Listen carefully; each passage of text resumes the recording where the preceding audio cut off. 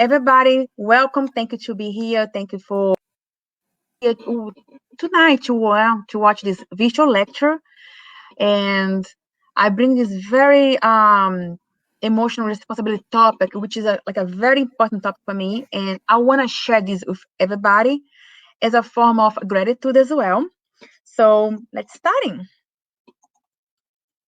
So emotional intelligence, according to the dictionary, emotional intelligence is the capacity to be aware of a control one express one's emotion and to handle interpersonal relationships judiciously and empathetically. Emotional intelligence is the key to both personal and professional success. So, according to this author, Daniel Goleman, the emotional brain responds to an event more quickly than the thinking brain. Well, basically, what he's saying that our emotional brain is reacting faster than our thinking brain, in a sense of we be triggered easily by our emotions than our rational think. And furthermore, to the emotional intelligence definition, in a definitive sense, emotional intelligence refers to an individual ability to identify, understand, and manage own emotions and those of others around. It's about keeping you calm and respond with solutions instead of reacting. So I want to you guys think about this. It's about keeping you calm and respond with solutions instead of reacting. So because the emotion is the part of one person's character that consists of their feelings, right? Opposed to the thoughts, like the definition here say, is the opposite of your thoughts. In fact, many experts now believe that emotional intelligence might actually be more important than IQ, that your intellectual coefficients, right? In determine overall success in life. And I have a very funny story that somebody very close to me that happened a couple of weeks ago. And this person, I want to give an example so you understand how the difference of your emotional intelligence and your intellectual intelligence, how one is different than the other, and how, according to the many experts, the emotional intelligence is more important nowadays than your intellectual intelligence. I know this person, she's very close to me, and she's going through this process to get a new job. Is that like one of those type of a Silicon Valley job? She's very excited about the job, but she's a junior. She's a junior, and she's competing with a bunch of like more experienced people than her for this job. And this is like her dream job, working for this Silicon type company, high tech company. She's an IT, and she's having to go through a several selective process to get to this job. So several dynamics in group, individual, interviews, and on the end of these several steps, she's been going through or passing to the stages, but she did not make the cut on the kind of very end stage, which is the interview for the HR and the hiring manager, because again, she's a junior IT, and they want to hire someone that have a more experience in the belt, but also they fit in the company.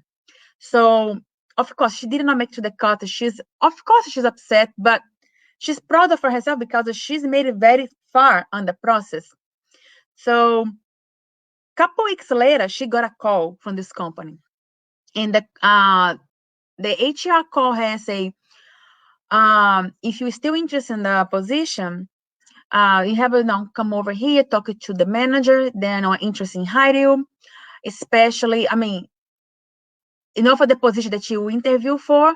But after we get to know you in the process, we decided to create a junior position and hire you, and watch you develop now, and of course become a senior, because your character, your emotional intelligence with the tasks, with the dynamic, with the tests you did.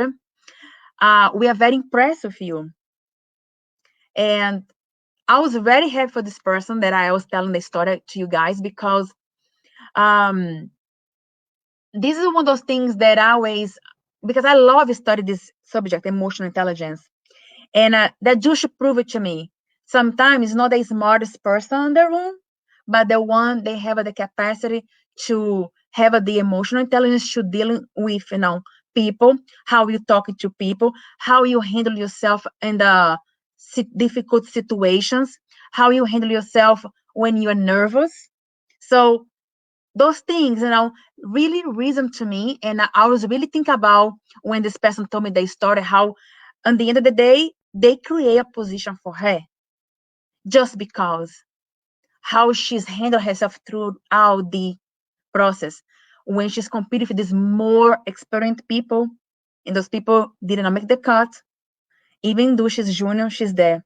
So that's why I want to talk about this subject with you guys tonight. I really want to stress out how important it is emotional intelligence, especially nowadays that we all must, some of us are being working from home.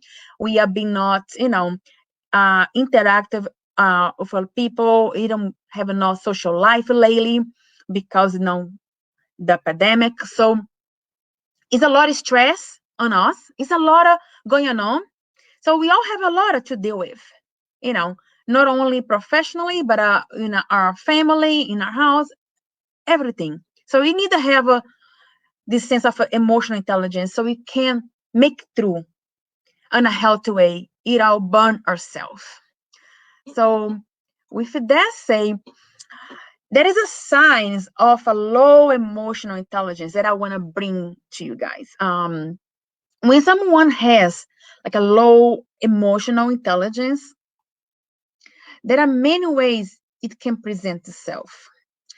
Because the low emotional intelligence, they can cause problems in many areas of your life. Fortunately, there are things that you can do to increase your emotional intelligence, such as be mindful, and sharpening your skills and increase your personal and professional relationships, such as having low emotional intelligence can negatively affect not only your interpersonal and interpersonal relationships, but also your mental and physical health. So here we have a few examples of being argumentative or no listening, blaming others, emotional outbursts. This is some of examples of someone that have like a low emotional intelligence. So, including now being always now have to be right. The people I'm always have to be right no matter what, and the arguments you want to make your point. Being oblivious to other people's feelings. Behave insensitively towards other people. Blame others for your own problems. Have a poor coping skills. Struggling for relationship. All those examples of like a low emotional intelligence. And they turn the conversation towards themselves at the time, and they struggle for relationship. So I am a guilt. I am a guilt of one very specific low emotional intelligence, and I'm not gonna give myself up, but pretty much people that know me very well, they can easily point. I don't want to say anything, but the one right here on below in a corner, emotional outburst, guilt. It's me. I'm a work on that. I am like a work in progress on that. And I'm very proud of myself because that's part of me. That's who I am. I recognize that, but I can be mindful about my emotional outbursts and cope, work with, and try not to reacting about everything, because not everything needs a reaction. Again, remember that. So we need figure out, recognize what is our shortcoming, what is low, what kind of low emotional intelligence that I have, which characteristics that I have. So you can choose to work on that and not to make yourself carry on this low emotional intelligence for the rest of your life, because we are capable of, evolve. We are capable of evolve. And that's my point I want to make tonight. Me, myself being guilt. And most of the time, it's not that I have emotional outbursts, but my own personal example is that sometimes I fail how I deliver the message, not about the content, but how I can come off as aggressive person, the way I address myself or try to make a point. So I was never pretty much guilty about my content, but the way I say, the way I deliver. So that was something that I was be aware about. I have my support system, which is the people around me, my family, my sisters, my daughter, my husband, people, they love me. They have a kind of mention that to me. And this is something I've been working on for the longest time I can ever think, maybe in the past 15 years, who knows? So it's important for us to be aware what kind of a low emotional intelligence that which characteristics we have, and really be mindful and focus and work on that. And so we, could evolve ourselves, asking for help, asking for, one's opinions, or have a psychology, one-on-one. There's many ways to that. Or you can, of course, choose, also study and learn more about the Spiritism, because the Spiritism is right there to also help us. So that's what I want to say, how the Spiritism can help us achieve emotional intelligence. And that's what I really want to share, because emotional intelligence and Spiritism are interconnect issues, because knowing how to manage our emotions, we apply the teachings of the Spiritism doctrine for our evolution. And why I have the our evolution here in highlight is because you might think right now, how emotional intelligence and Spiritism are interconnect. Give me an example. And it's something very simple that everyone that going to a Spiritism center, knowing a little bit about Spiritism, you know that by heart.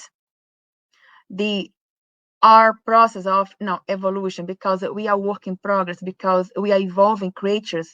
So that's one of our missions in Spiritism. So with that say, know your own emotions. So just to recap, know your emotions, develop an ability to recognize one's emotions and feelings. And people for high emotional intelligence understand their emotions, and they do not let their feelings control them. It's about you control your feelings, not let your feelings control you. And with the Spiritism, how the Spiritism has helped me achieve emotional intelligence. Like I say, we born already, for the mission to progressively evolve ourselves. This is one of our main mission as a Spiritist. And like I say, we do that through the intimate reform. As one know, by intimate reform or by individual improvement or knowing yourself, all the same thing. At the end of the day, all the same thing. So here I have a practical method of a self-analysis, which is self-knowledge is therefore the key to individual improvement. Knowing yourself is the beginning of all wisdom, by Aristotle. So if you have your spirit, the Spirit's book, is the one here, the Spirit's book. One way to start in this process of self-knowledge, of course, I'm not going to read the whole answer by the Spirits, but you can get on your own time when you want to do this full assessment for yourself. Look at that question 919A. And one thing I want to just briefly emphasize here is that on the very answer by the Spirit on the question 919, which I have highlights right here. You can see my whole book is highlights. I have this part here that was like, it struck me the most, which is self-knowledge is therefore the key to individual improvement. So the Spiritists are all the time here, let us know, telling us self-knowledge. Self-knowledge is the key to individual improvement.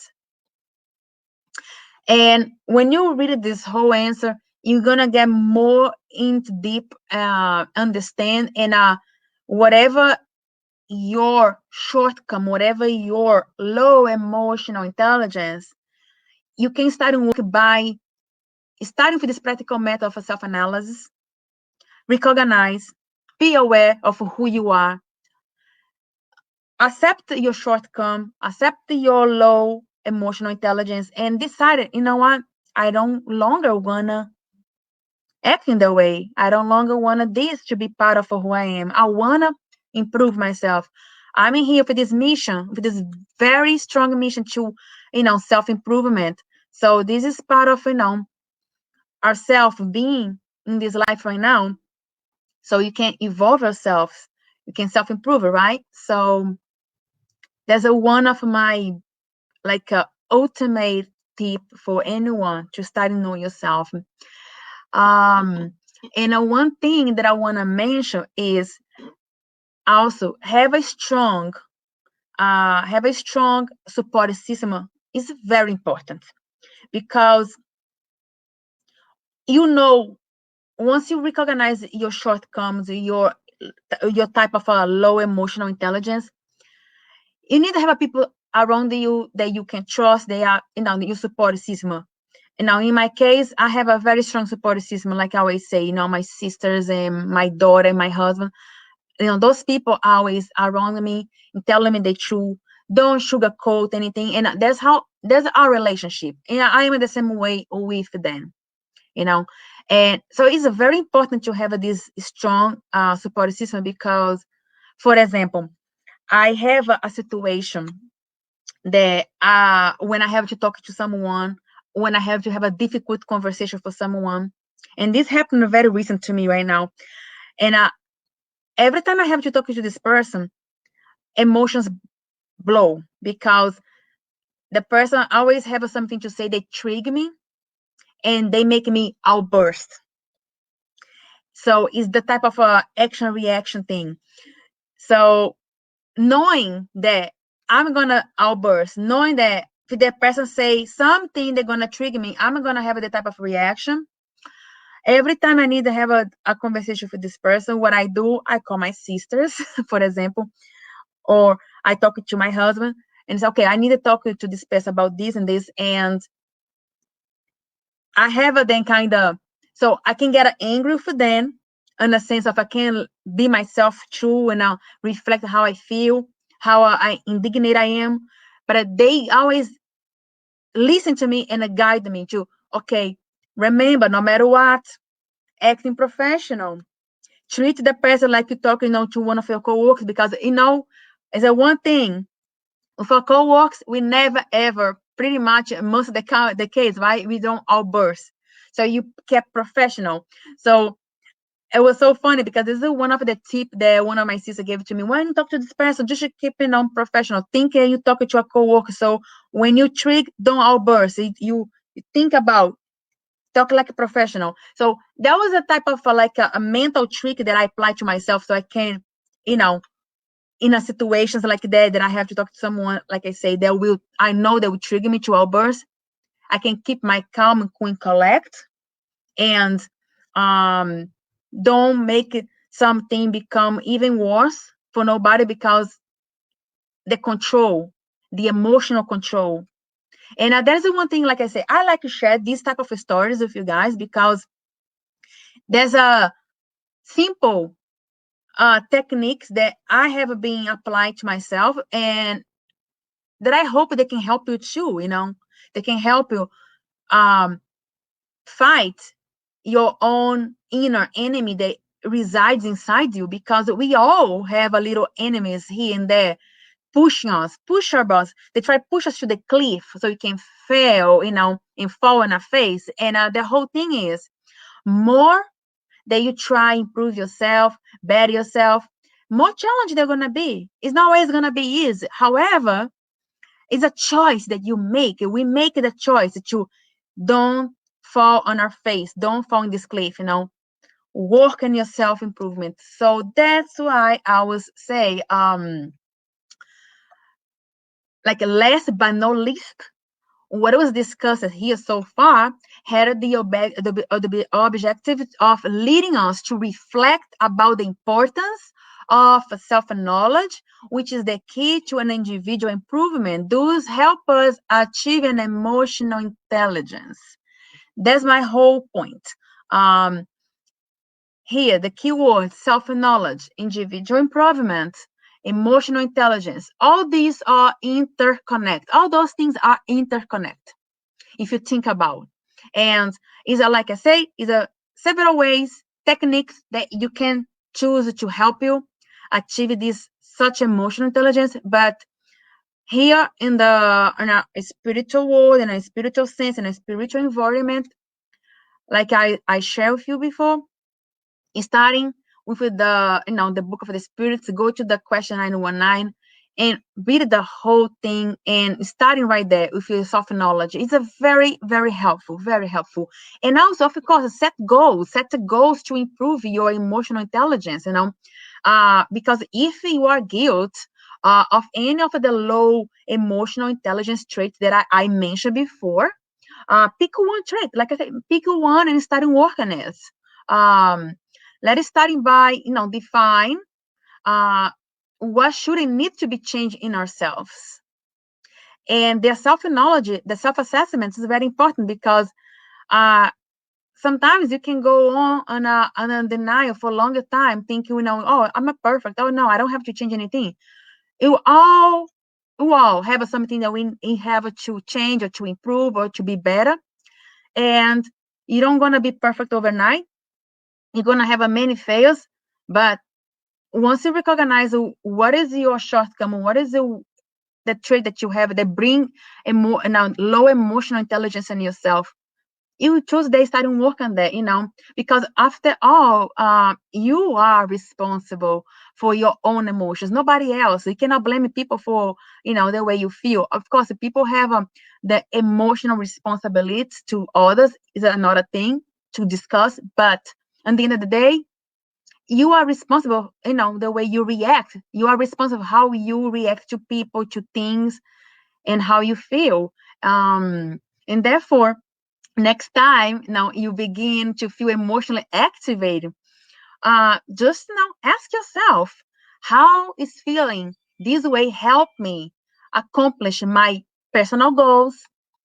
Also be present on the moment and live fully life, So, well, that is my message for you guys tonight. That's what I have to say. I hope you guys now enjoy this short lecture, but a very, very important, something to think about and to reflect about. So thank you again for being here tonight, and I hope everybody to be safe. Thank you, Rafaela.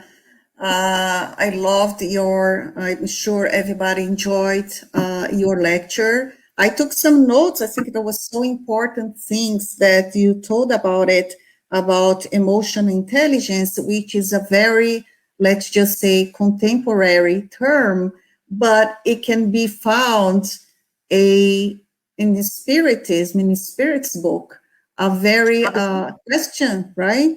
Absolutely. That we can found in the teachings of Spiritism. We can found how can we better improve ourselves emotionally, which is knowing ourselves as we go to this journey, which is this existence.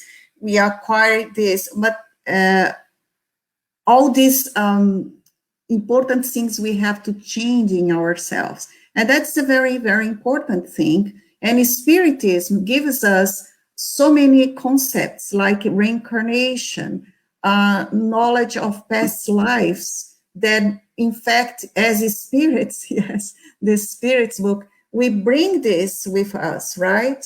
And you also talk about something that we don't see very much people talking about, which is very important, is the support system that you mentioned, that you have your husband, you have your sister and daughter, and some people, they don't have anyone, but they rely on the Spiritist Center as their support system.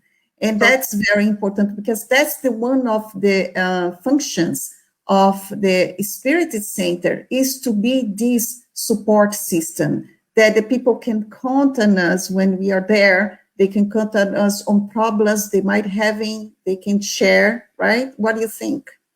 I agree with you 100%, Sandra, because I myself, I've been, an immigrant in America for 16 years right now.